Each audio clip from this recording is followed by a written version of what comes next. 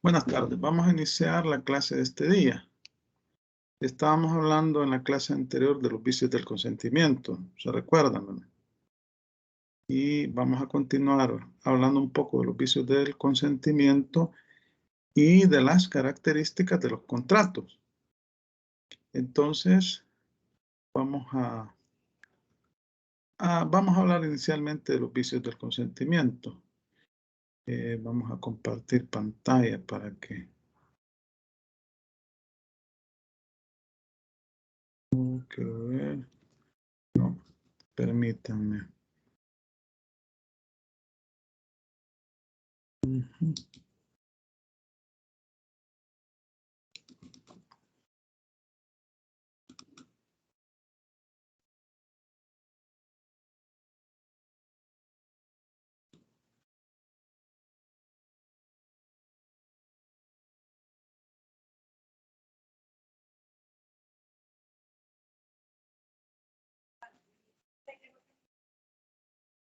Bueno. Vamos a dar un pequeño repaso sobre lo que son los vicios del consentimiento y después vamos a platicar sobre las características de los contratos. Vamos a compartir pantalla.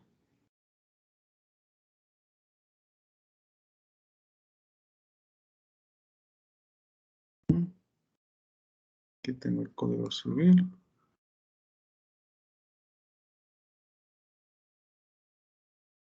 Bueno. Ya está grabando la clase y vamos a ver una pequeña presentación sobre los vicios del consentimiento.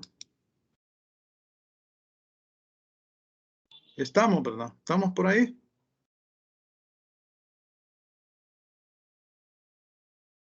Sí, licenciado. Vaya, es que escucho soledad completa. Bueno, vamos a ver. En la clase anterior hablamos un poco de los vicios del consentimiento. Bueno, tocamos ese tema. Hoy vamos a hablar también de ese tema, pero más brevemente, ¿va? Entonces, primero estábamos hablando cuáles son los requisitos de validez de los actos jurídicos o de los contratos. La voluntad exenta de vicios, la capacidad, el objeto lícito, la causa lícita.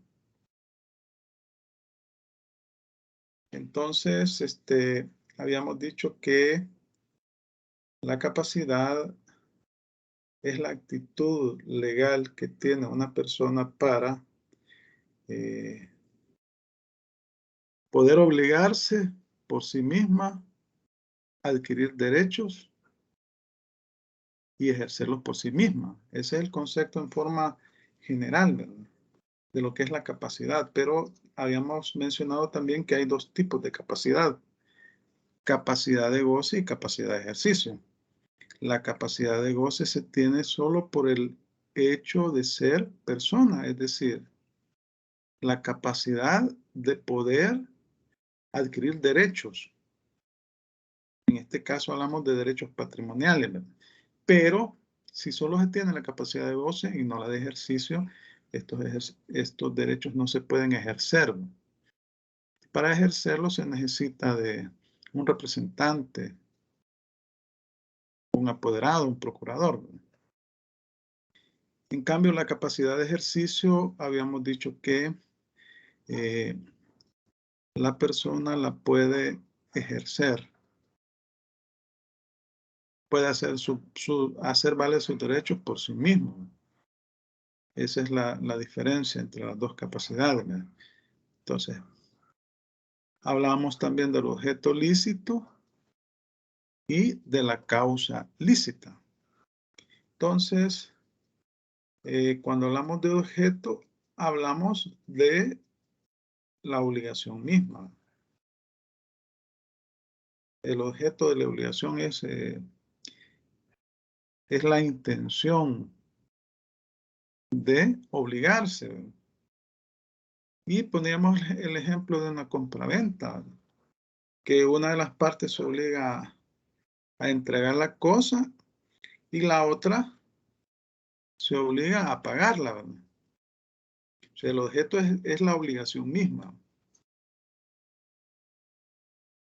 Y la causa es el motivo que induce a celebrar el contrato.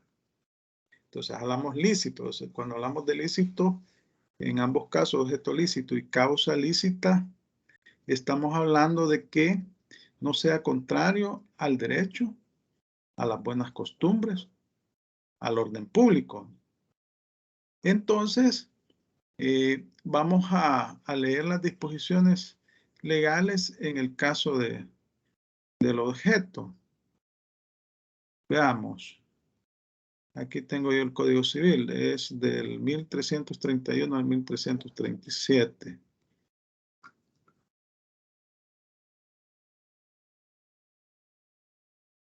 Vaya, leamos esas disposiciones, ahí los tienen ustedes en su pantalla.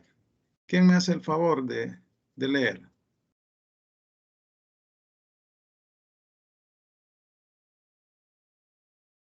A ver, a ver.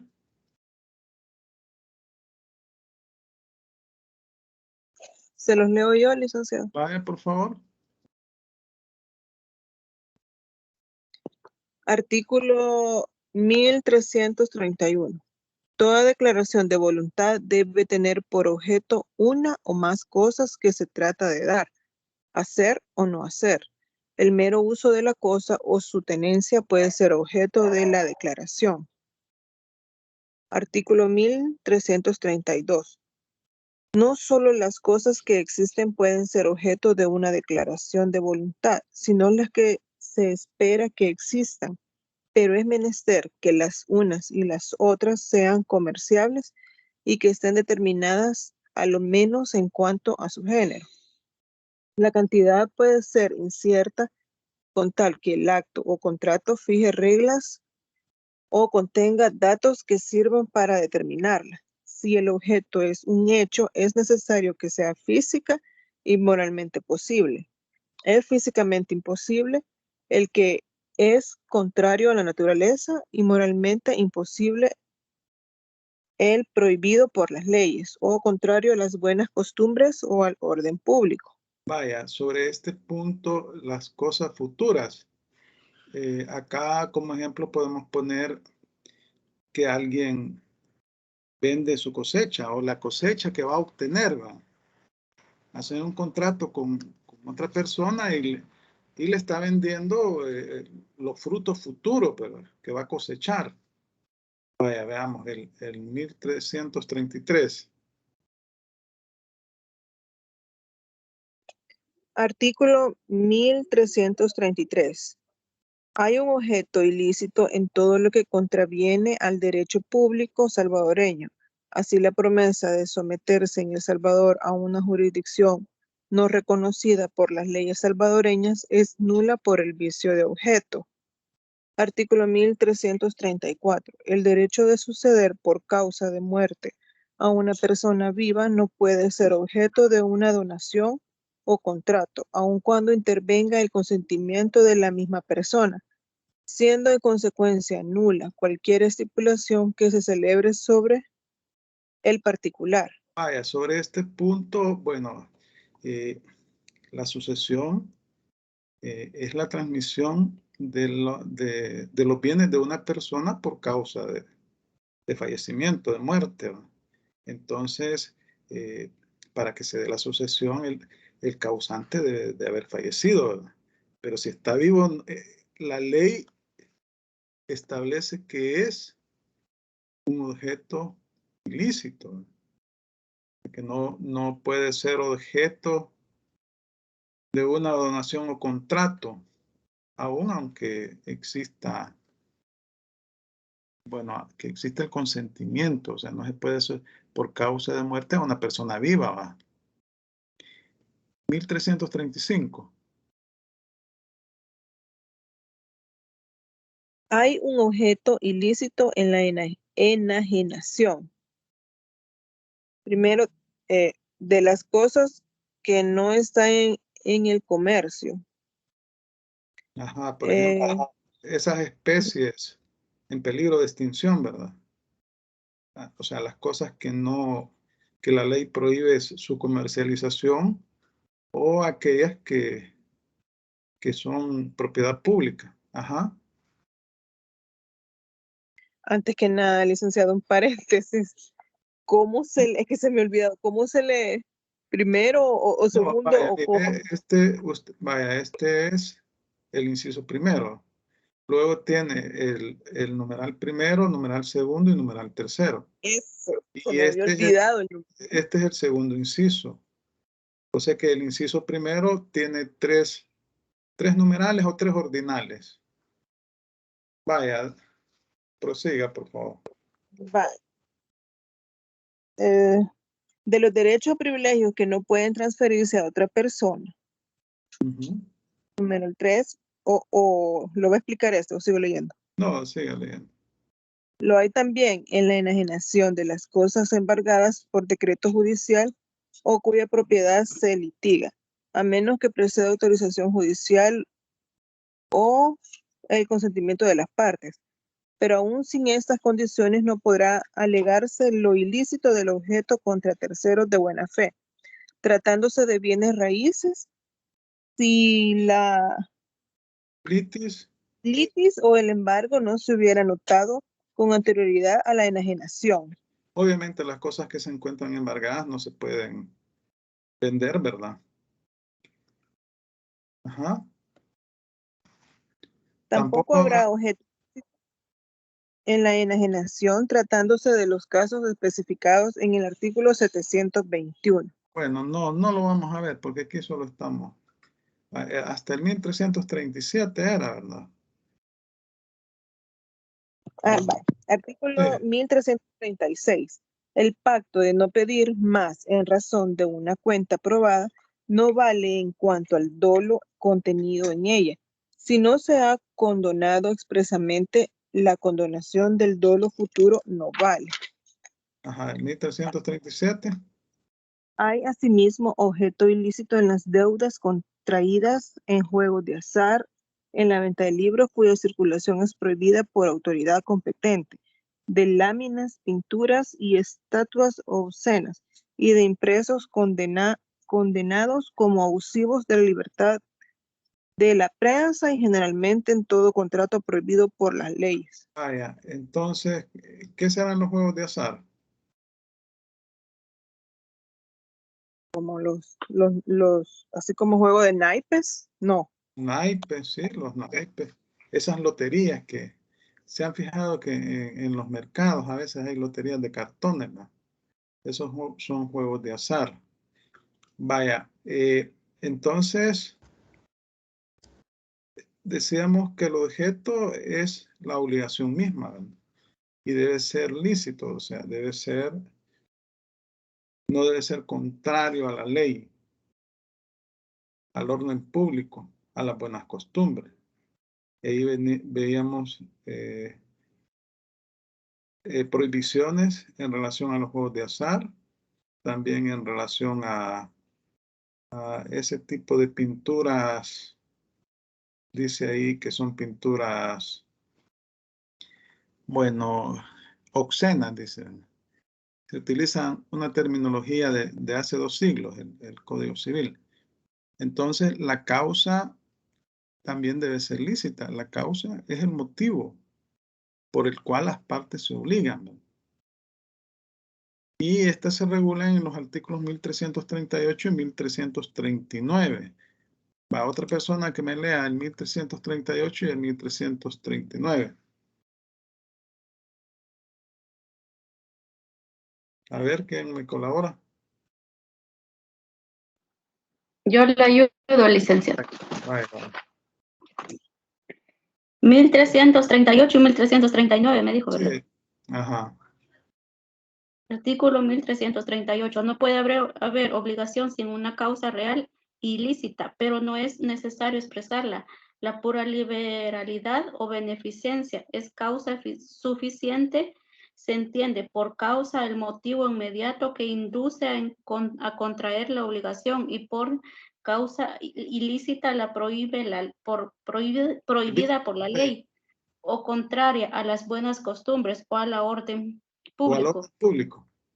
Así, la promesa de dar algo en pago de una deuda que no existe carece de causa y la promesa de dar algo en recompensa de un crimen o de un hecho inmoral tiene una causa ilícita.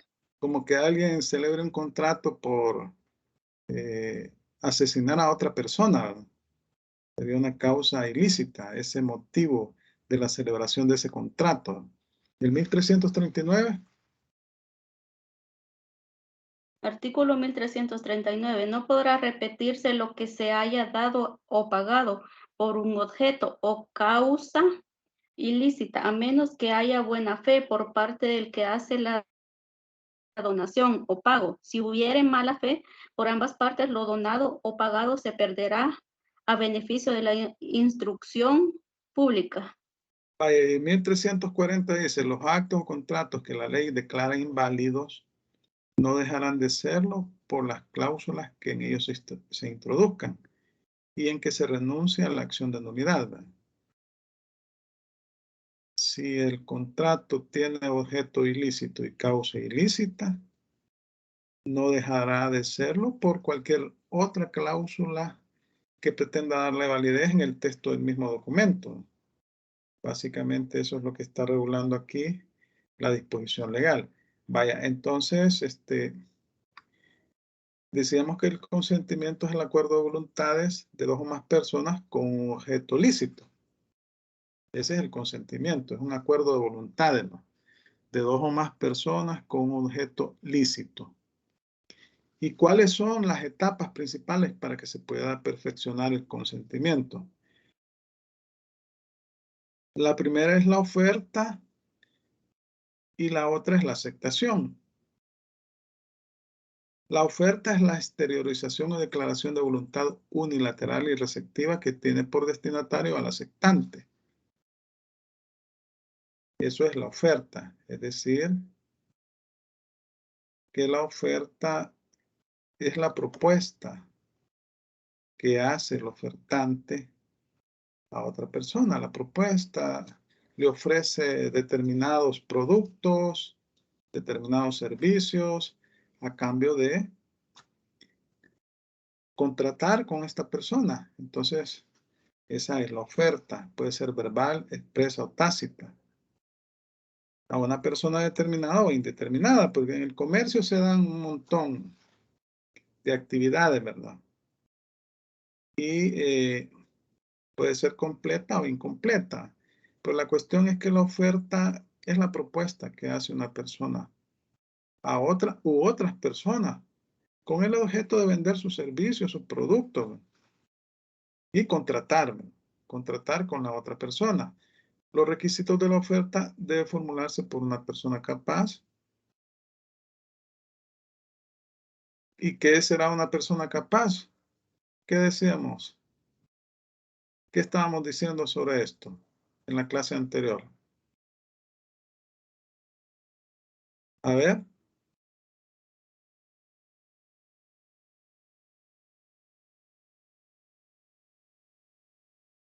Un rotundo silencio. Ajá. Y Sí. serían todas las personas sin excepción alguna, excepto los de los artículos 1318, ¿verdad? Y Que tenga capacidad de ejercicio, sí, pueda obligarse, es decir, que no sea menor de edad, que no sea incapaz, que no sea menor de edad, que no sea sordomudo, que no tenga problemas mentales, ¿verdad?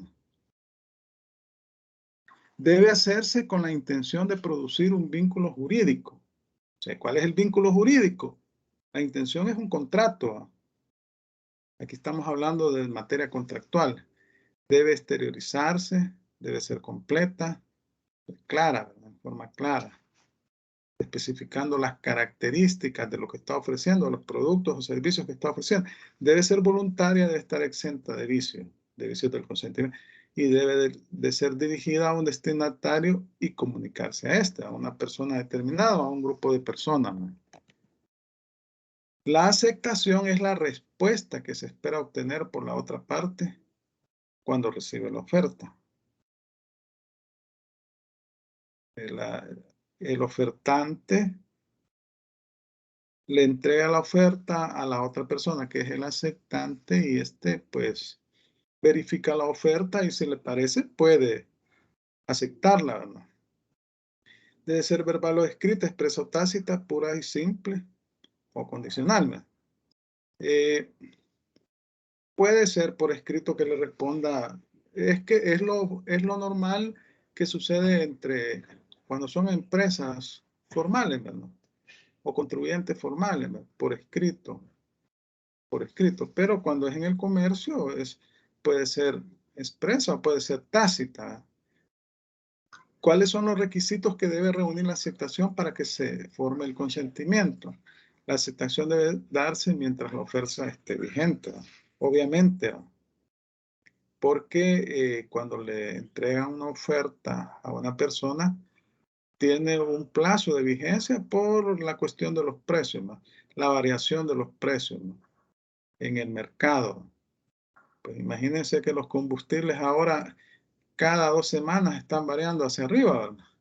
La aceptación debe ser oportuna y la aceptación debe ser pura y simple. No es lo mismo en el caso del Estado, ¿verdad? El Estado para comprar hace licitaciones, ¿verdad? Y qué problema ahora con los combustibles, ¿verdad? Porque el Estado compra bastante combustible. Pero aquí estamos a nivel de derecho privado. Estamos hablando de relaciones jurídicas entre particulares. Los vicios del consentimiento debemos entender que son vicios de la voluntad y en consecuencia pueden presentarse en actos jurídicos unilaterales o bilaterales. Son juicios de la voluntad de la persona.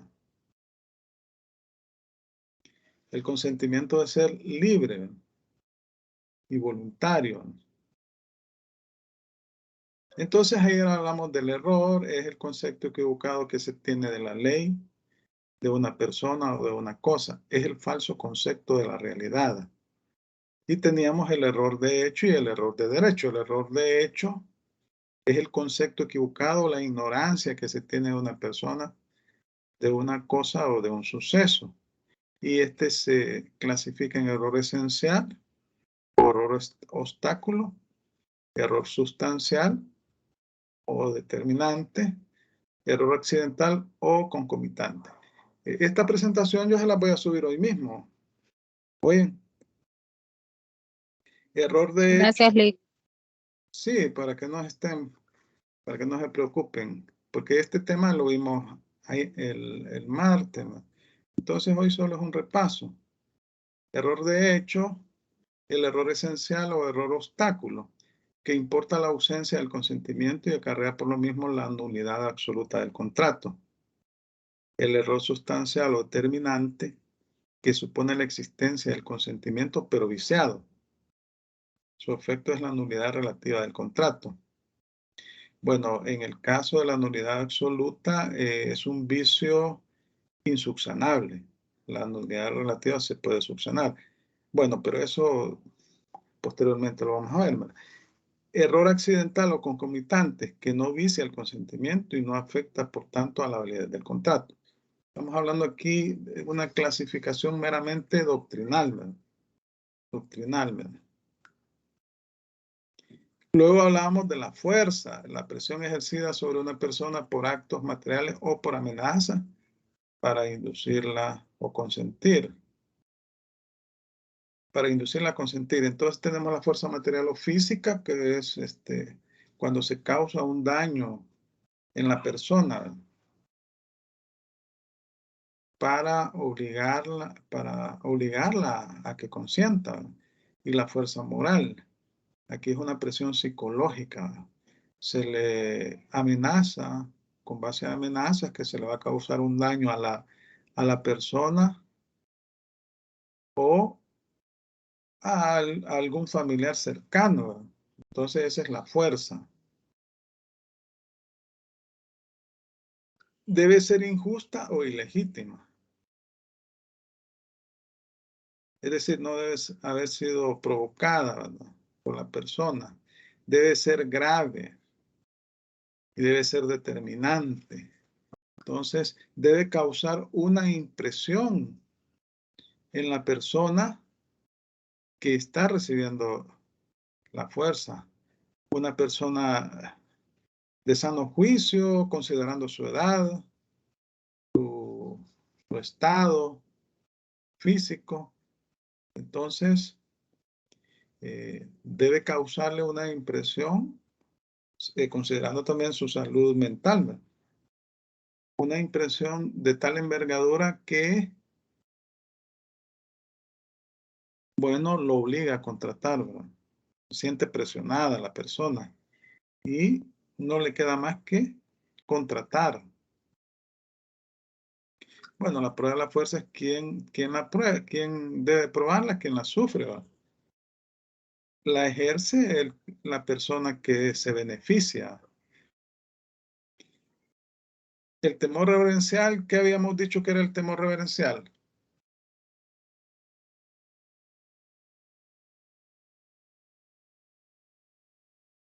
¿Sí? ¿Qué habíamos dicho que era el temor reverencial? A ver. Ayer vimos eso. Ayer, bueno, ayer para mí fue martes. Ajá. A los padres, al pastor, al cura, y dijo que eso no viciaba el consentimiento. Ajá, pero ¿qué era el temor reverencial? Cierta consideración que se tiene a determinadas personas en razón de su condición, ¿verdad?, o en razón del respeto que merecen, ¿verdad? Y hablábamos ahí, poníamos un ejemplo, ¿verdad? Ejemplos como el pastor, el sacerdote, ¿verdad?, los padres, ¿verdad?, etcétera.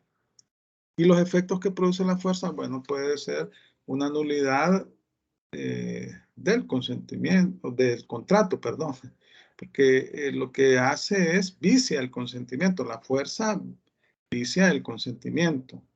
Y el dolo consiste en la intención positiva de engañar o de mantener en el error a una persona para inducirla a consentir. Consiste en la intención positiva de engañar o de mantener en el error a una persona para inducirla a consentir. Vaya, entonces aquí existe mala intención. En este caso existe mala intención. Y al existir mala intención de una de las partes, se vale de la buena fe de la otra. El dolo puede presentarse en un triple ámbito en el derecho: en el otorgamiento o celebración de los actos y contratos, cuando se firma el contrato, en la ejecución de los contratos, o sea, se materializa con la firma del contrato, en la ejecución de los contratos, ya cuando se están entregando las cosas, los bienes o los servicios, y en el ámbito de la responsabilidad extracontractual civil también, ¿verdad? Y habíamos hablado que el dolo puede ser principal o determinante e incidental, ¿verdad? El principal o determinante cuando es obra de una de las partes y aparece además claramente que sin él no hubieran contratado. Dice el consentimiento y autoriza la rescisión del contrato. El incidental cuando carece de alguna de estas circunstancias, sea porque emana de un tercero o porque, aunque emanada de una de las partes, no ha sido determinante el contrato, el cual se habría celebrado aún sin él, si bien en condiciones menos onerosas, da lugar a indemnización de perjuicio.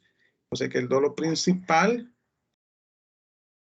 lo produce una de las partes contratantes, ¿no? Y, bueno, puede ocasionar la rescisión del contrato. Y el incidental, bueno, puede ser ocasionado por una tercera persona, ¿no?, que puede tener alguna incidencia en el contrato y que puede dar lugar a una indemnización de perjuicio.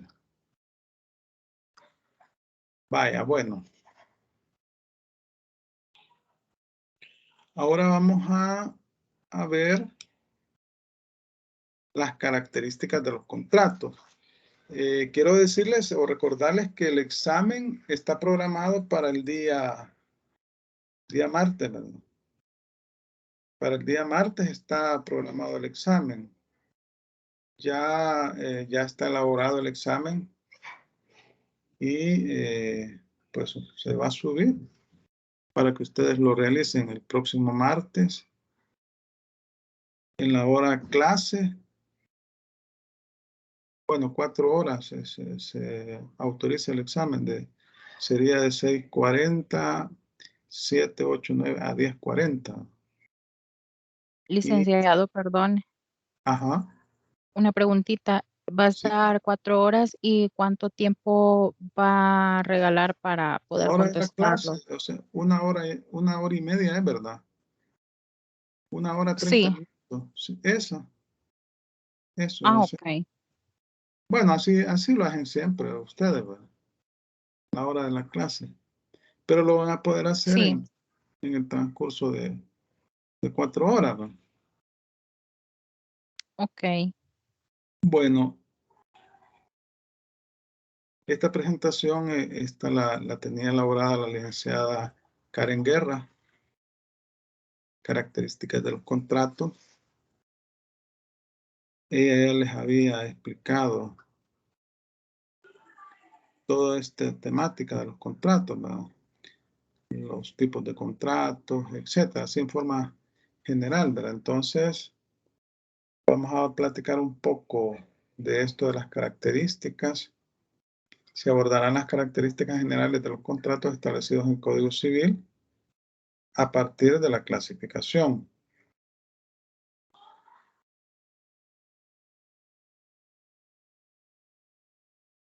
El artículo 1310 del Código Civil establece que de acuerdo al número de partes que puedan obligarse en el contrato, estos pueden ser unilaterales cuando una de las partes se obliga para con la otra. Y aquí están los ejemplos: el mutuo, el comodato, la prenda, la renta vitalicia, la donación, el mandato gratuito. En el caso del mandato gratuito, ustedes lo pueden encontrar en estas disposiciones legales que están señaladas aquí, el 1875 y el 1877 del Código Civil. Vamos a leer mejor la disposición. El 1310.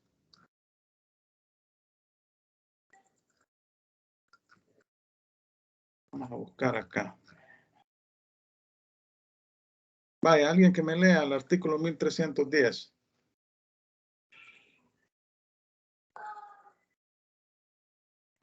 ¿Quién lo lee? Artículo 1310.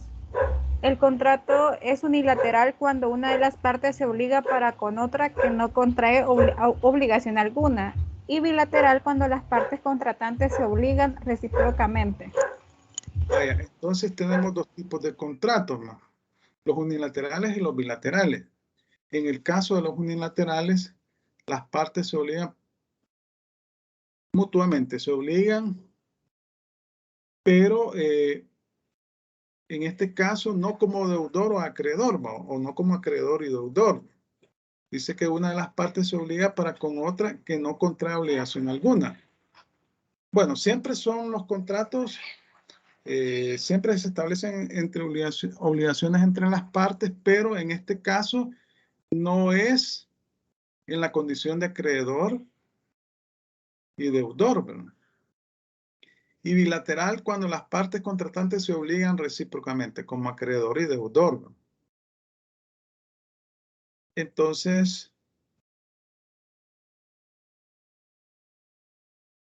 artículo 1302, de acuerdo al número de partes que quedan obligadas en el contrato, los contratos unilaterales cuando solo una de las partes se obliga para con la otra.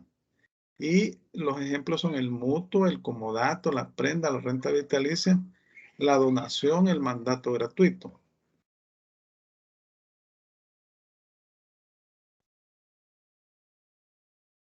Vamos a ver el mutuo.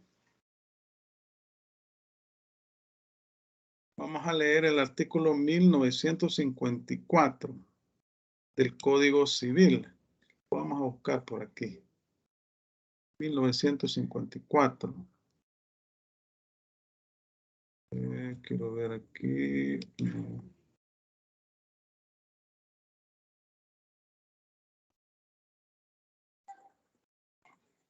Ahora sí, no sé. No encuentro para buscarlo. Yo 1950. lo tengo, licenciado. Ah, lo tiene. Si lo tiene, léalo mejor, porque es que aquí no encuentro el buscador aquí. Aquí no. Ah, ya no lo encuentro. Bueno, pero sí. Hágame el favor. Artículo 1954. El mutuo préstamo de consumo es un contrato en que una de las partes entrega a la otra cierta cantidad de cosas fungibles con cargo de restituir otras tantas del mismo género y calidad. Ajá. Entonces, una de las partes solía para con otra entregar ciertas cosas fungibles con cargo de restituir otras de la misma especie. ¿Va? Eso dice, ¿va? En 1954. Ahora yo pregunto, ¿qué son las cosas fungibles?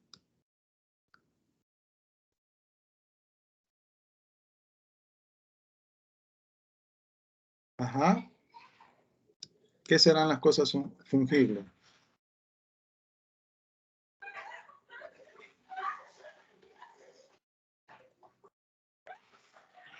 El mutuo préstamo de consumo es un contrato. Ajá, vaya, veamos, ¿sí?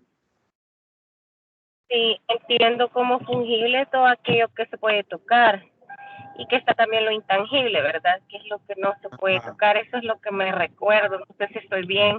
Corríjame, por favor. Vaya, veamos. ¿Otra opinión?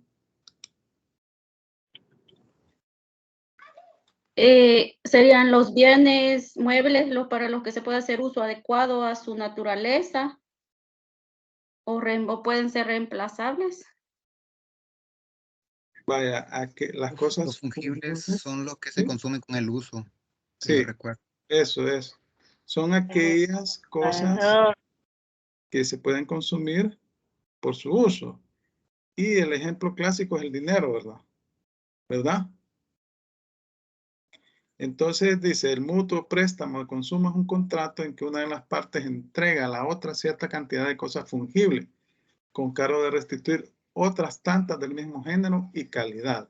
Bueno, acá lo que vamos a ir viendo los conceptos, ¿verdad? En su oportunidad vamos a ver cada uno de estos contratos. Entonces, volviendo a la presentación, ¿verdad?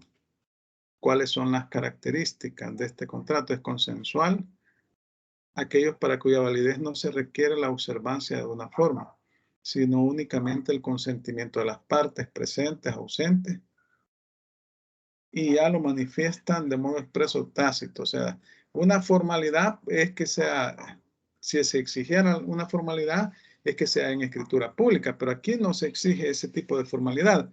Es bilateral porque genera obligación para ambas partes. Es oneroso porque ambas partes se benefician de las prestaciones.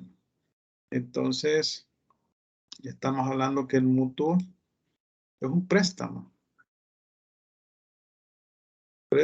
Mutuo préstamo de consumo. Se puede hacer en un documento privado. Y ahí pues, sobre todo se da con los prestamistas, ¿no? Cuando alguien necesita dinero y ahí se pactan algún tipo de interés, ¿verdad? Vaya, veamos. El comodato, el contrato de comodato. Vamos a ver. Alguien que busque el artículo 1932 y que lo lea en forma pausada, en altas y claras voces. El 1932. Voy a ver si yo lo logro buscar. Yo lo tengo. Vaya, léalo. 1932 me dijo, ¿verdad? Sí, el comodato o préstamo de uso. El comodato o préstamo de uso es un contrato en la que una de las partes entrega a la otra gratuitamente una especie, mueble o raíz para que haga uso de ella y con cargo de restituir la misma especie después de determinado el uso. Este contrato no se perfecciona sino por la entrega de la cosa. Vaya, fíjense cómo dice, el comodato préstamo de uso es un contrato en que una de las partes entrega a la otra gratuitamente una especie, o sea, gratuitamente, una especie, mueble o raíz para que haga uso de ella y con cargo de restituir la misma especie después de determinado el uso. Este contrato no se perfecciona sino por la entrega de la cosa. Entonces, puede ser que alguien entregue en comodato. Yo, como dueño de un terreno, se lo puedo entregar en comodato a una institución de beneficencia por un plazo de 20 años. Y entonces celebramos el contrato de comodato. La única obligación que tiene esta empresa es que de beneficencia que al final del plazo me tiene que devolver el bien. ¿Va? Entonces, si bien es cierto, son bilaterales, existen obligaciones entre ambos, pero no como deudor y acreedor, ¿verdad? Porque yo estoy entregando mi bien inmueble, el terreno, a esta institución sin fines de lucro. Entonces, ¿cuáles son las características de este contrato? Consensual, aquellos para cuya validez no se requiere la observancia de una forma, sino únicamente el consentimiento de las partes presentes o ausentes, y ya lo manifiestan de modo expreso o tácito. Bueno, ausente puede ser por medio de un apoderado, ¿verdad? Sinalagmático. Genera obligaciones para ambas partes. Eso significa sinalagmático, que genera obligaciones para ambas partes. Oneroso. Ambas partes se benefician de las prestaciones. Bueno, en este caso, yo entrego el bien a esta institución sin fines de lucro y lo único que debe hacer esta institución es mantenerlo en condiciones, ¿va? Nada más, ¿va? Pero es un contrato gratuito. No le voy a cobrar una renta, un alquiler, nada, ¿va? Al final del periodo, al final del plazo estipulado en el mismo contrato, me lo va a devolver en las condiciones pactadas, ¿no? La prenda. Vamos a ver. Leamos los artículos 2134, 35 y 36 del Código Civil. Alguien, si lo tiene por ahí, que me ayude. Artículo 2134. Por el Ajá. contrato de empeño o prenda se entrega una cosa mueble a un acreedor para la seguridad de su crédito. La cosa entregada se llama prenda. El acreedor que la tiene se llama acreedor prendario. Artículo 2135. El contrato de prenda supone siempre una obligación principal a que accede. Y artículo 2136. Este contrato no se perfecciona sino por la entrega de la prenda al acreedor. Vaya, entonces, por el contrato de empeño o prenda se entrega una cosa mueble a un acreedor para la seguridad de su crédito. La cosa entregada se llama prenda. El acreedor que la tiene se llama acreedor prendario. Y entonces aquí estamos hablando de que alguien me hace un préstamo, pero a cambio yo le doy, imagínense, me presta $5,000 y le doy en prenda mi vehículo, un vehículo. Entonces, para la seguridad de su crédito, es decir, que si yo no cumplo con el pago, él puede disponer de ese vehículo posteriormente, ¿va? Lo puede vender, ¿va? El contrato de prenda supone siempre una obligación principal a que accede. O sea, este es un contrato accesorio. La obligación principal es el préstamo que me hicieron. La prenda sirve para garantizar esa obligación. Se perfecciona por la entrega de la prenda al acreedor, ¿verdad? Todos estos contratos los vamos a ver en forma bien específica posteriormente, ¿verdad? Vamos a ver si vamos a hacer grupos de trabajo. Van a ser 10 grupos para ver 10 contratos. Y ustedes van a buscar, van a buscar un formato de contrato y me lo van a explicar, el contrato que les va a tocar. Entonces, como son 115, creo que son, ¿verdad? Van a ser grupos de 11 o 12 para que van a conseguir. Yo les voy a enviar la guía para que y van a pasar a exponer el contrato que les va a tocar, la escritura, pues, la escritura o el documento privado, según corresponde, según la especie de contrato, y van a explicar las características, etcétera, etcétera. Pero los vamos a ver en clase, ¿verdad? También, ¿verdad? Eso va a ser un trabajo porque tiene que ser práctica también la clase, ¿verdad? Para que ustedes también se empapen, si no, no van a aprender, porque si solo a nivel teórico vemos las cosas, no se le haya sabor al aprendizaje cuando se pone en práctica. Entonces vayan pensando ya, porque yo después del parcial les voy o antes del parcial les voy a enviar la guía. Vaya, entonces recae sobre bienes muebles, incluidas las cosas corporales muebles y los derechos de crédito de inmuebles. Esta característica la distingue además del contrato de hipoteca que sí recae sobre bienes inmuebles. O sea, la prenda solo recae sobre bienes muebles, solo sobre bienes muebles. ¿Y cuáles son los bienes muebles? ¿Qué son los bienes muebles? Pregunto.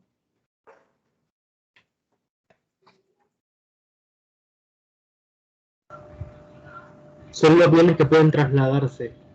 Se pueden trasladar de un lugar a otro, pero además se pueden percibir por los sentidos, ¿verdad? Se pueden tocar, se pueden ver, ¿verdad? La prenda es indivisible. El bien dado en prenda garantiza que cumpla con la obligación. El acreedor podrá retener la cosa dada en prenda hasta que se cumpla con la totalidad de la obligación o definitivamente no se cumpla. Puede disponer del bien mueble si el deudor no cumple, ¿verdad? No cumple. Es un contrato accesorio, pues la cosa dada en prenda es garantía de la obligación principal, la que dio origen al contrato de prenda. Una vez cumplida esta, la prenda es devuelta. Es decir, que la obligación principal es el préstamo que me han hecho. Y la prenda que yo entrego es para garantizar el pago de ese préstamo por parte del deudor. El bilateral son obligaciones recíprocas y sinalagmáticas, o sea, hay obligación entre ambas partes, ¿no? Y con los efectos de estas, se puede dar la compensación por mora, resolución por incumplimiento de una de las partes. Vaya, entonces estas son las características generales del contrato de prenda. La renta vitalicia, alguien que me busque el artículo 2020 y que me lo lea en claras, altas y pausadas voces. Mientras yo lo busco también. Artículo 2020. Ajá. La constitución de renta vitalicia es un contrato aleatorio en que una persona se obliga a título oneroso a pagar a otra una renta o pensión periódica durante la vida de cualquiera de esas dos personas de un tercero. Ajá. La constitución de renta vitalicia es un contrato aleatorio en que una persona se obliga a título oneroso a pagar a otra una renta o pensión periódica durante la vida de cualquiera de estas dos personas o de un tercero. ¿Qué será un contrato aleatorio? Cuando hablamos de aleatorio, ¿qué podemos pensar? Que es cambiante. Ajá, que es cambiante. O sea, que no se tiene, bueno, que en el tiempo puede variar en el tiempo. la prestación, ¿verdad? Algo así como los combustibles, el precio de los combustibles, ¿verdad? Que varía, depende de las condiciones del mercado. Entonces, ¿cuáles son las características? Es consensual por cuanto se perfecciona por el mero consentimiento de las partes. Es bilateral, son obligaciones recíprocas y sinalagmáticas para ambas partes. Ambas partes se obligan, eso significa sinalagmática.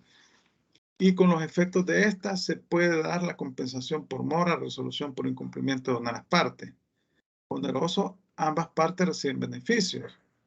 Solemne, el contrato de renta vitalicia deberá precisamente otorgarse por escritura pública y no se perfeccionará sino por la entrega del precio. Léanme el 2025. O sea, es solemne. Cuando hablamos de solemne, que la ley establece ciertas formalidades para que el contrato se pueda perfeccionar. En este caso debe ser en una escritura pública. Leamos el artículo 2025. ¿Lo puedo leer?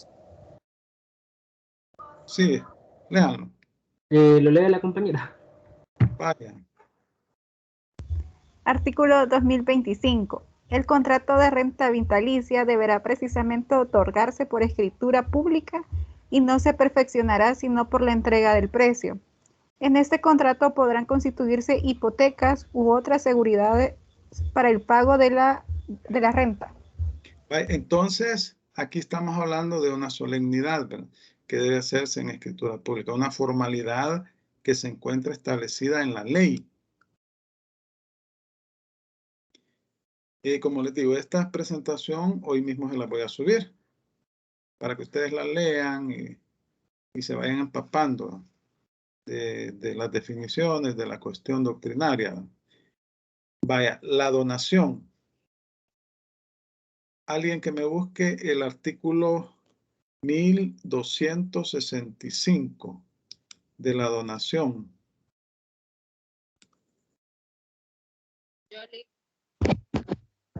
Ajá.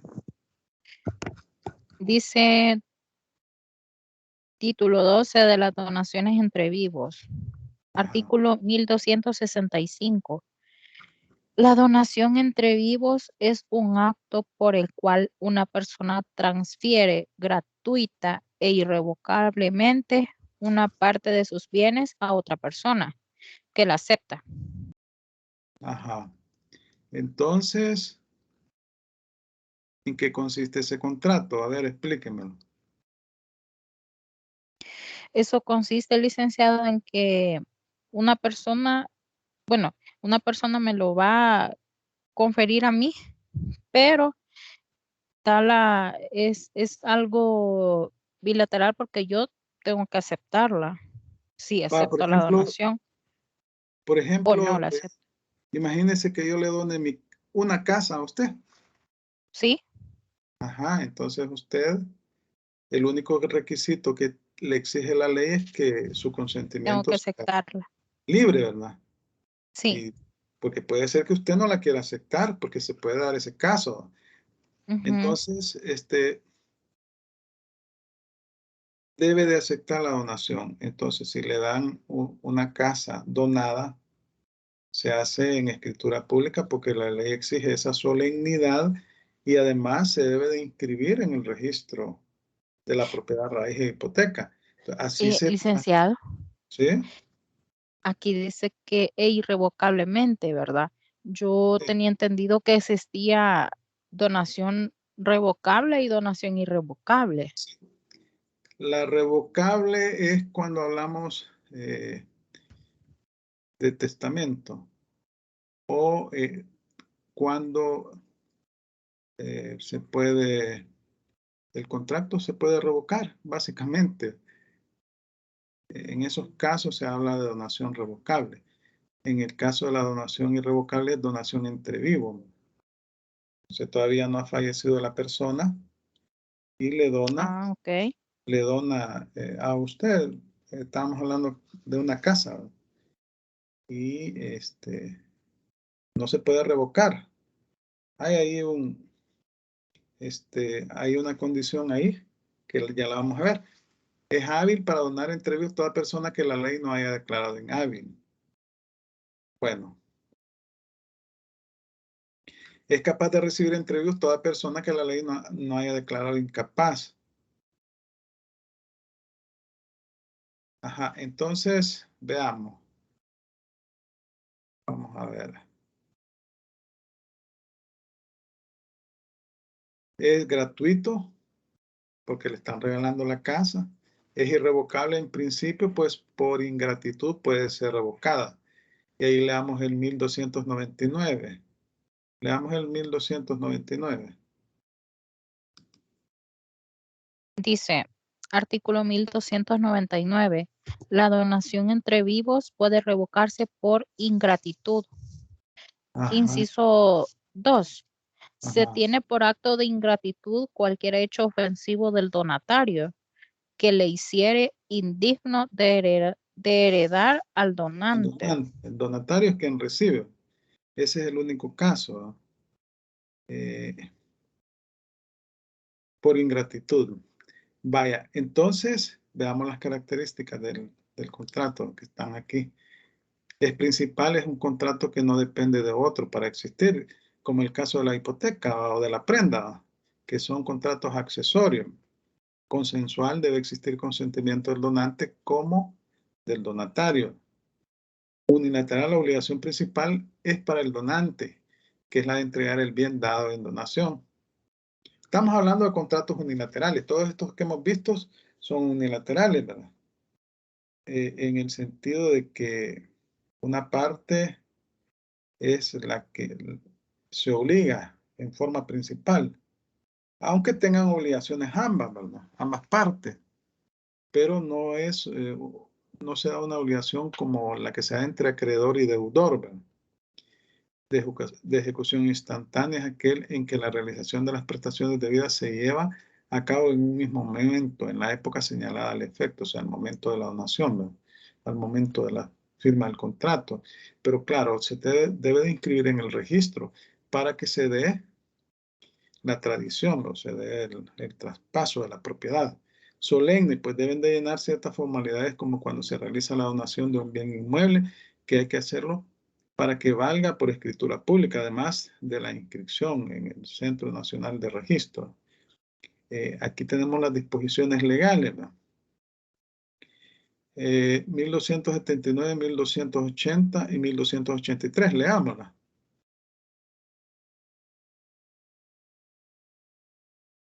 (1279, 1280 y 1283). A ver. ¿Quién la lee?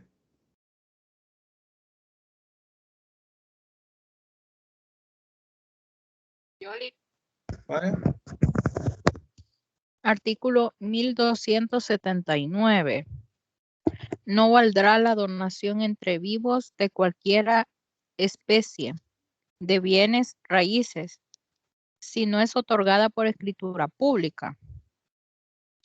Tampoco valdrá sin este requisito la remisión de una deuda de la misma especie de bienes. 1280. Artículo 1280.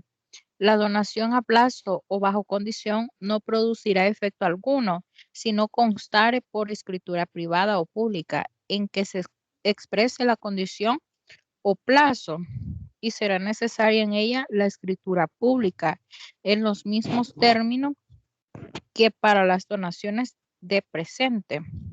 1283. Dice, las donaciones a título universal, sean de la totalidad o de una cuota de los bienes, exigen, además del otorgamiento de escritura pública, en su caso, un inventario solemne de los bienes so pena de nulidad. Inciso 2.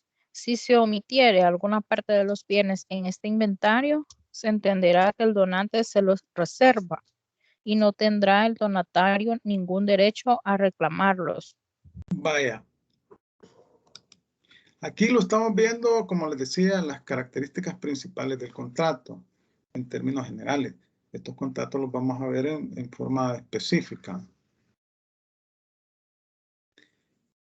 Siempre en el artículo 1310, que ya lo leímos, de acuerdo al número de partes que quedan obligadas en el contrato, tenemos los contratos bilaterales o sinalagmáticos. Ambos contratantes se obligan recíprocamente, es decir, que cada uno es acreedor y deudor del otro. Ejemplo, el arrendamiento, la permuta, la compraventa. En esta clase de contratos no se atiende al número de obligaciones que crea el contrato, sino al número de partes que quedan obligadas en el momento en que se forma el contrato. Las partes, o sea, el deudor, el acreedor, ¿verdad? Porque todo contrato, los contratos tienen obligaciones recíprocas entre las partes, ¿no? Pero aquí estamos hablando que son contratos en que una parte tiene la calidad de deudor y la otra de acreedor. Y se establecen obligaciones recíprocas entre ambas. Tenemos el arrendamiento. Aquí solo vamos a leer el 1703 y el 1704, porque el tiempo no da. Pero ustedes en sus casas tienen que leerlo, 1703 y 1704. ¿Quién lo tiene ya?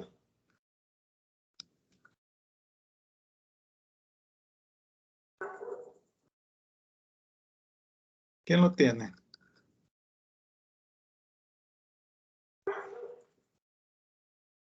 A ver, ¿quién lo lee? Yo, Yo, licenciada Reina Vaya, Juárez. ella. vaya, quien no ha leído, que lea. Artículo 1703.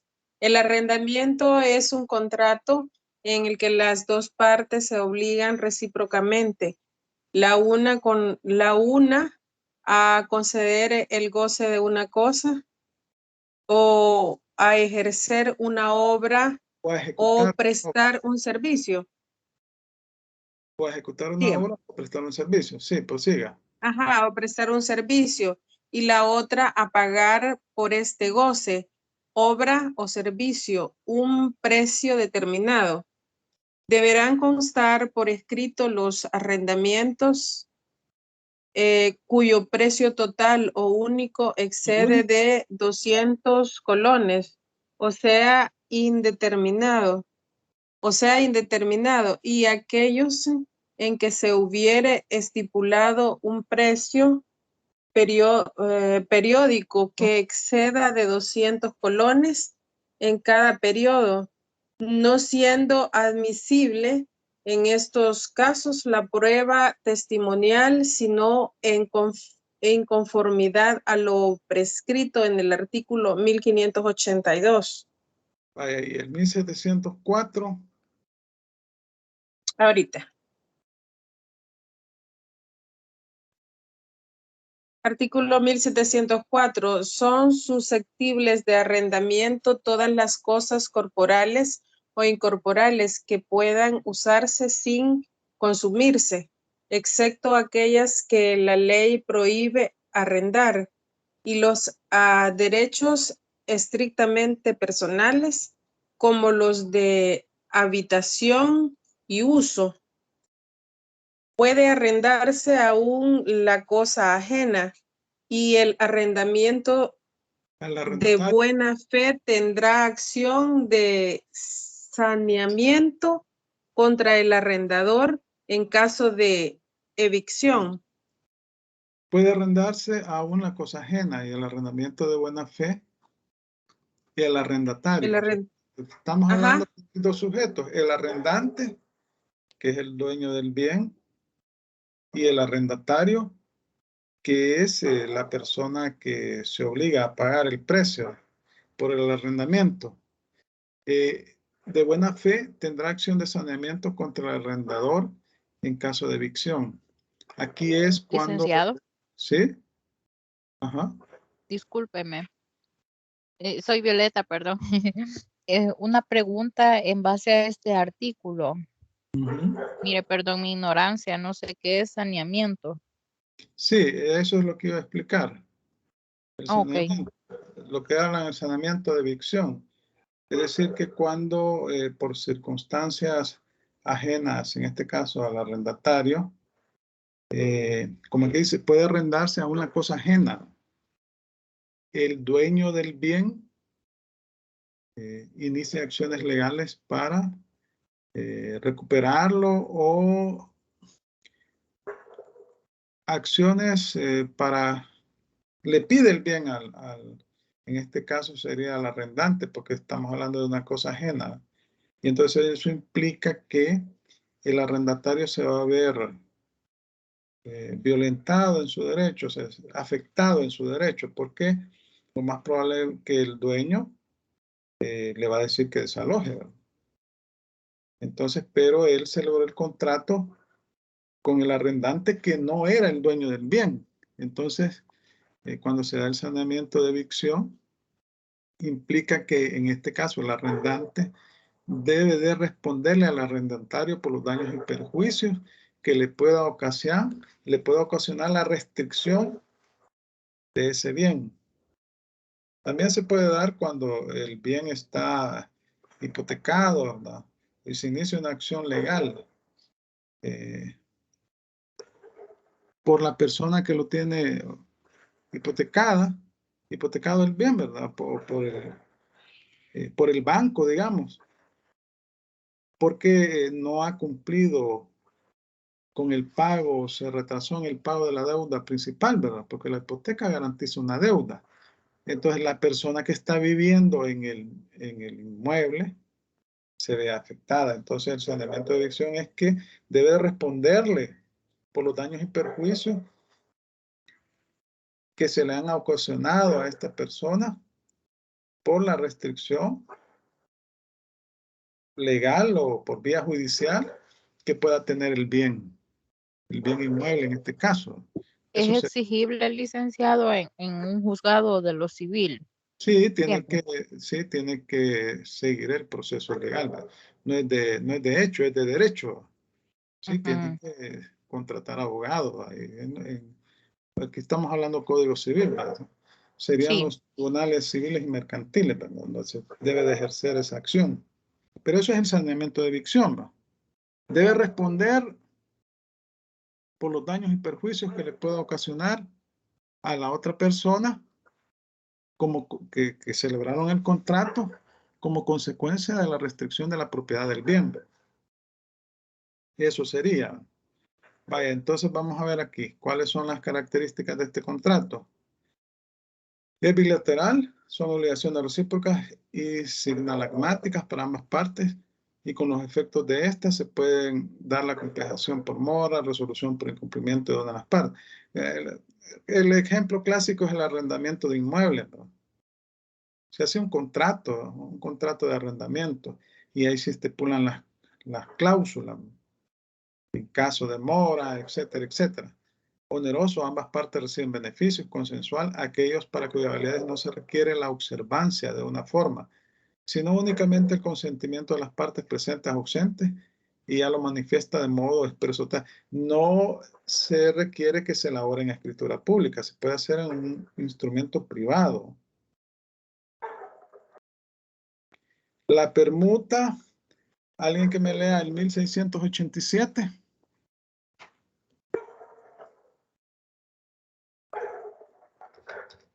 $1687. Aquí lo tengo ya. ¿Ve? ¿Quién lo lee? Yoli. Vaya. Si no sale alguien. No, vaya. Sería artículo 1687. Este habla de la permutación. Dice así: la permutación o cambio es un contrato en que las partes se obligan mutuamente a dar una especie o cuerpo cierto por otro. Es un intercambio de una cosa por otra. Sí. Yo le doy un vehículo y usted me da un bien equivalente a ese vehículo. Eso es una permuta. Entonces, vamos a ver cuáles son las características de este contrato. Es consensual. Por regla general, la compraventa Bueno, este no es compraventa, la permuta. Se perfecciona Sí. con el consentimiento de las partes, tal como lo expresa el artículo tal. Es honoroso porque cada parte efectúa prestaciones equivalentes a las otras. Es conmutativo porque las prestaciones a que las partes contratantes respectivamente se obligan tienen que ser equivalentes, considerando a este solo efecto el que las partes consideradas en sus mutuas prestaciones como equivalentes. Bilateral, cuando establece derechos y obligaciones a cargo de cada una de las partes. Y es principal, es un contrato principal. Acá pues yo entrego un bien y me dan otro bien equivalente. De eso se trata la permuta. Vamos a arreglar esto de la permuta. Por regla general, la permuta. Aquí vamos a poner permuta. Perfecciona 1687.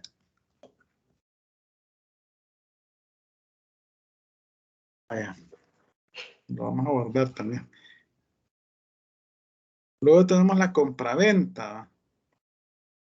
El 1597. Ese es un contrato más conocido, la compraventa. ¿Qué es la compraventa? Busquemos el artículo y leamos qué es la compraventa, el 1597.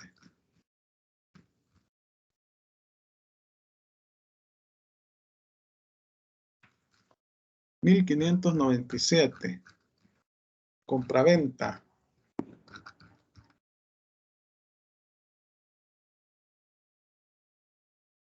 Bueno, lo voy a leer yo. La compraventa es un contrato en que una de las partes se obliga a dar una cosa y la otra a pagarla en dinero.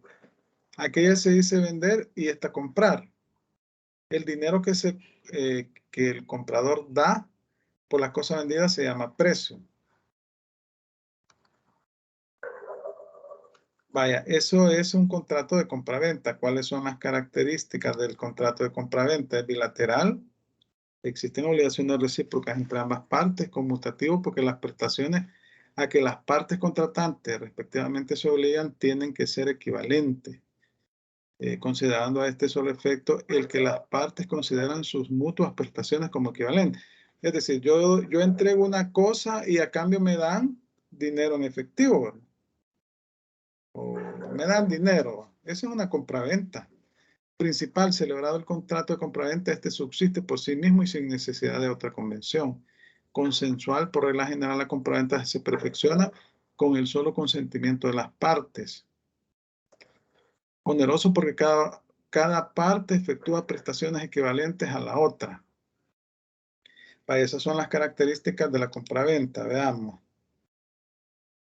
Aquí tenemos otras clasificaciones. Más que todo son clasificaciones a nivel doctrinario. Pero como estamos entrando en el área de contratos, pues debemos de conocerlas. Los contratos bilaterales imperfectos es aquel contrato unilateral por un hecho posterior y eventual impone obligaciones a cargo del otro contratante. Por ejemplo, en el mandato, cuando el mandatario ha hecho gastos personales por motivo de la ejecución de lo que se ha mandado hacer, o podría haber incurrido en pérdidas por causa del mandato. Nuestra normativa civil no reconoce esta clasificación de contratos. Solamente los unilaterales y bilaterales, que se rigen por las reglas de que para determinar si un contrato es unilateral o bilateral, no se considera el número de partes que en definitiva puedan resultar obligadas, sino el de las partes que se obligan desde su formación.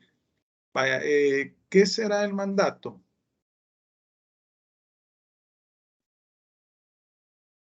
A ver.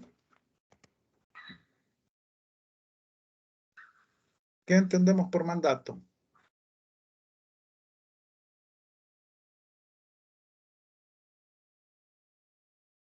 Vaya, se los dejo para la otra clase. Veo que ustedes faltan 4 minutos para las 8. A las 8:10 termina la clase, ¿verdad?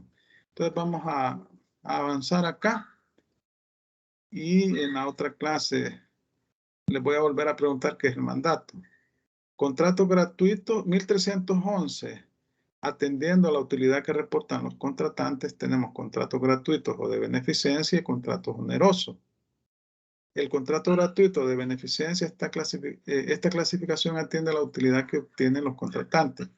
Si con el contrato solo una de las partes obtiene utilidad y si para obtener esa utilidad que recibió no ha tenido que hacer ningún sacrificio y solo una de las partes soporta el gravamen.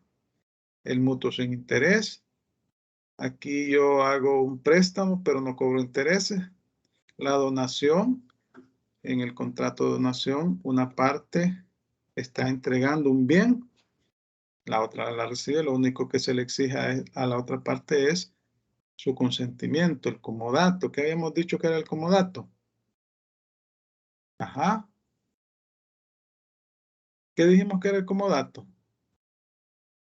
Apúrense que va a terminar la clase. A ver. ¿Qué habíamos dicho que era el comodato? ¿Quién responde? Silencio total. Ajá. ¿Qué es el comodato? Bueno, vamos a ¿Será avanzar. el mismo arrendamiento? Ajá. Sí, sí. Dígame. ¿Será el mismo contrato de arrendamiento? Disculpe. No. No. ¿Qué habíamos dicho que era el comodato? Ya se les olvidó. Licenciado, Usted dijo Préstamo que... de uso. el comodato, perdón, Dígalo, Bueno, compañero. el comodato que estamos leyendo en el artículo 1932, perdón, ajá. decía que el comodato o préstamo de uso, dicen, es un contrato en que una de las partes entrega a la otra gratuitamente una especie, mueble, dice, o raíz para que haga uso de ella y con cargo de restituir la misma especie después terminado el uso. Ajá, Dice entonces, que este contrato no se perfecciona sino por la entrega de la cosa. Un entonces préstamo de uso. Ujú. el comodato préstamo de uso es Sí. un contrato en el cual yo entrego, yo les puse un ejemplo, un terreno a una fundación sin fines de lucro por un plazo determinado, 20 años, pero no le cobro ningún interés, ningún arrendamiento ni nada. Y la única obligación que tiene la otra parte es entregarme el bien cuando finalice el plazo. Los contratos onerosos es aquel en que ambas partes deben soportar un gravamen. Hay beneficios recíprocos. Cada contratante no reporta utilidad del contrato sino mediante un sacrificio. Ejemplo, la compraventa. Una parte entrega la cosa y la otra entrega el precio. El arrendamiento de un inmueble. Puede ser una cuota mensual que está pagando la persona, el arrendatario al arrendante, pero el arrendatario se beneficia con el uso del inmueble. La permuta también. ¿Qué decíamos que era la permuta? A ver. En estos contratos no se atiende a la reciprocidad de las obligaciones que genera, sino a la reciprocidad de los beneficios que reporta. ¿Qué es la permuta? A ver, cuéntenme. A ustedes rápido se les olvida lo que acabamos de hablar. Es por el cambio de los artículos, Liz. Ajá. ¿Cómo Pues así? en el artículo es que, bueno, es que estamos leyendo varios artículos. Bueno, Sí, en sí, Liz, exactamente, ¿va? Ajá. es en que las partes se obligan mutuamente, dice, a dar una especie o cuerpo cierto por otro.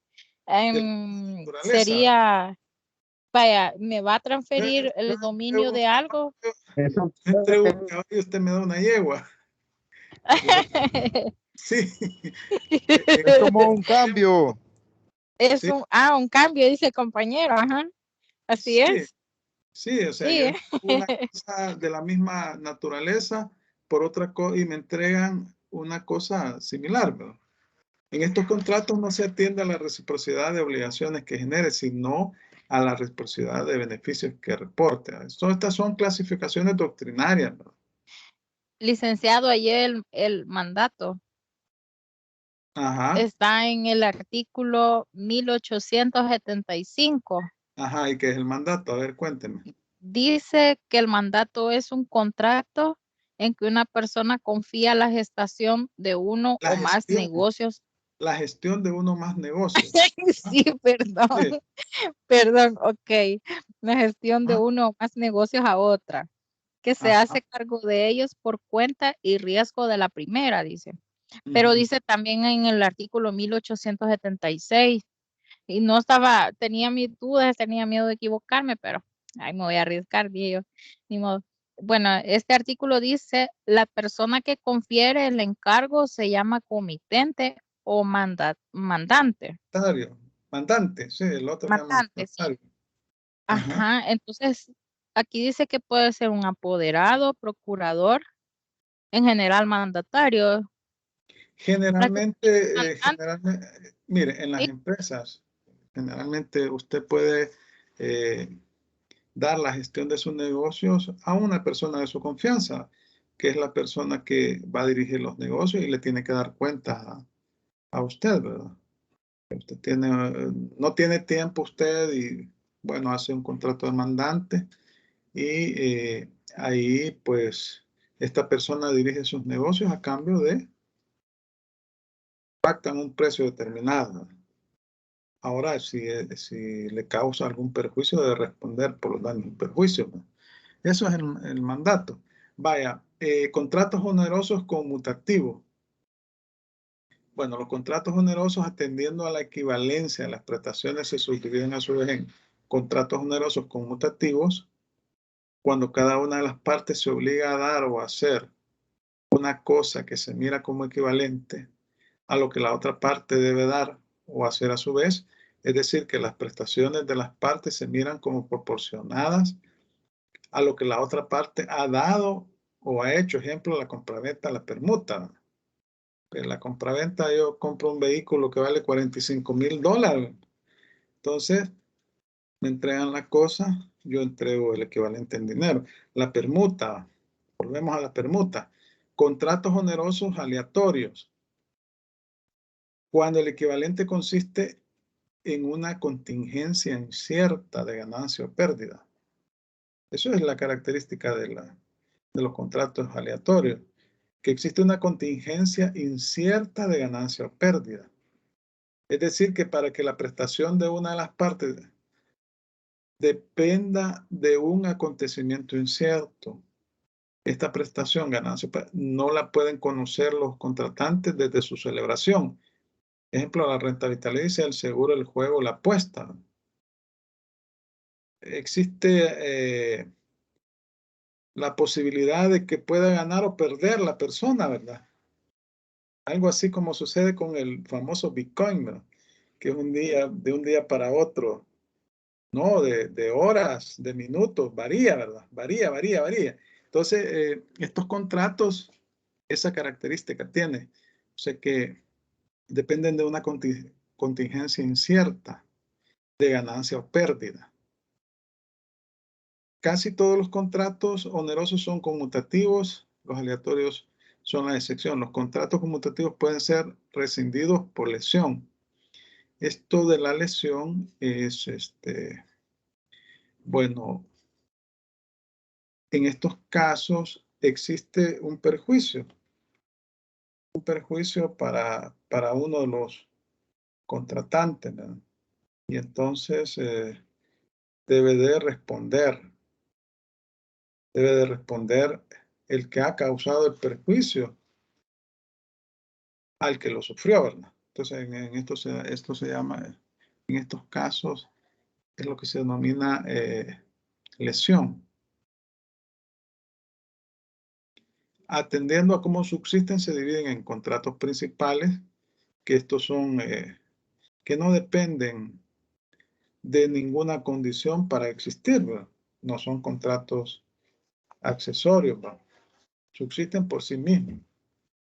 Y los accesorios, estos dependen de un contrato principal, como el caso de la hipoteca.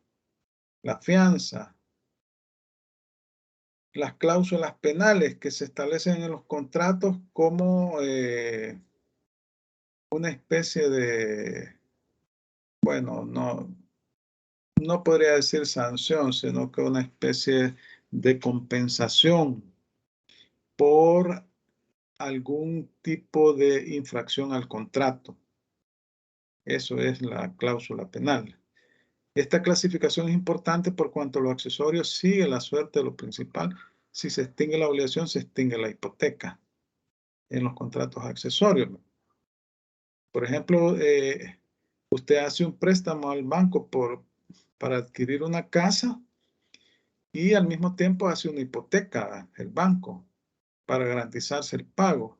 Pero si usted paga el préstamo es para 20 años o para 15 años y usted paga la casa en 5 años, se extingue además la hipoteca, o se tiene que hacerse el contrato de cancelación de hipoteca. Y atendiendo al modo como se forma el contrato, a su perfeccionamiento tenemos contratos reales, en aquel que para que sea perfecto es necesario la tradición, entrega material y legal de la cosa a que se refiere, la compraventa. Se perfecciona con la entrega del bien. Contratos consensuales, cuando el contrato se perfecciona por el solo consentimiento de las partes, ya sea verbal o escrito. Basta el acuerdo de las partes acerca de las diferencias de las diferentes cláusulas que contiene el contrato. Aquí hay varios ejemplos: compraventa, permuta, arrendamiento, mandato, transacción, el juego, la apuesta. Ahí yo he señalado las disposiciones, ¿verdad?, legales, ¿verdad? Y los solemnes, estos contratos, aparte del consentimiento de las partes, necesitan para perfeccionarse la observancia de ciertas formalidades externas que se denominan solemnidades, en las cuales no producen ningún efecto civil. Y aquí están los ejemplos que se deben hacer en una escritura pública, se deben de escribir en un registro. En algunos casos se requiere la presencia de testigos, ¿no?, como el caso del testamento, cuando se elabora la escritura pública. Bueno, miren, hemos visto así en forma rápida y genérica lo que son las características de los contratos, ¿no? Esta presentación, la licenciada Karen Guerra la hice, yo le agregué las disposiciones legales y algunas cosillas por ahí, ¿verdad? Pero está muy, muy bonita la presentación y solo le coloqué algunas disposiciones legales para que ustedes se vayan Licenciado, y lean las disposiciones, ¿sí? iba a compartir las diapositivas. Sí, hoy mismo. Ya cuando termine la clase, 8 y 9, voy Vaya. a subir la presentación de las diapositivas, son 2, ¿verdad? La voy a subir y voy a subir la grabación de la clase, que es lo que más me cuesta, subir la grabación de la clase. Entonces, bueno, son las 8 y 9, ya no queda tiempo de nada, ¿verdad? Entonces, vayan pensando ustedes en la conformación de sus equipos de trabajo para la siguiente unidad, porque se van a tener que elaborar, van a tener que conseguir ustedes documentos y los van a escritura y las van a explicar, ¿verdad? ¿Para cuándo, Lic? Para la siguiente unidad. Ah, ¿Y de cuántos ok. integrantes dijo? Perdón. Quiere de 11 o 12, como son 115, ¿verdad? 11 o 12. De verdad. Ah. Sí, son 110, 115. Pero usted, Lic, ajá. Perdón, pero usted va a decir qué tipo de documento vamos a redactar. Sí, yo les voy a dar, no van a redactarlos, van a conseguirlos, van a explicar. No, yo les voy a dar una guía y les voy a distribuir los temas. Los voy a distribuir. Ustedes lo que deben de hacer es formar los equipos desde ya y me van a enviar. Ahí en el aula virtual voy a mandarles un mensaje y ustedes van a responder el mensaje con los equipos, ¿no? Y luego van a... ¿Y cómo nos vamos a organizar así virtual? Pues ya así. Clases Es que así. yo es mi primera vez que, o sea, de este Siempre ciclo. hay una primera vez, ¿verdad? Yo estoy dando otra materia, derecho tributario y financiero, tengo también un montón de estudiantes. Y sí, viera cómo se organizan y eligen un representante. Quiero que elijan un líder y un sublíder. Y hacen el trabajo, se coordinan, ustedes se ponen de acuerdo. Sí, levantan la mano aquí. Hueso Orantes, William. Ajá. Bueno, fíjese que en otra materia lo que hizo la catedrática fue que en el aula virtual habilitó los grupos y dijo que eran de 6. Entonces cada quien que se metiera en los grupos a formarlos, y cuando ya estaban los 6, el grupo se cerraba prácticamente y ya quedábamos fijos. Así es una manera que los compañeros no se andan confundiendo, pues. Bueno, pero entiendo que ustedes se conocen, ¿verdad? Pues sí. Yo no, Lick, no, yo no sé. Son bastantes. Sí, son bastantes. Pero yo creo que hay tiempo. En este momento hay tiempo. Ustedes ahí en el, ¿cómo se llama? Aquí en el chat pueden coordinarse y luego después me mandan el equipo y ya si queda alguno rezagado yo lo meto por ahí, ¿verdad? La cuestión es que no quiero tampoco obligarlos a nada porque si yo, para mí es fácil hacer grupo, va del 1 al tal, pum, grupo 1, pero lo que pasa es que después le sale alguien que es haragán, a mí me van a echar la culpa. Bueno, miren, ya son las 8:13, creo que quizás ya no tienen más materia, ¿verdad? Porque ya bien. Pero vamos a hacer así porque yo considero que ustedes también deben de hacer práctico el curso, pues, es decir, consiguen una escritura del tema que les toque, la leen, la explican y así aprenden más.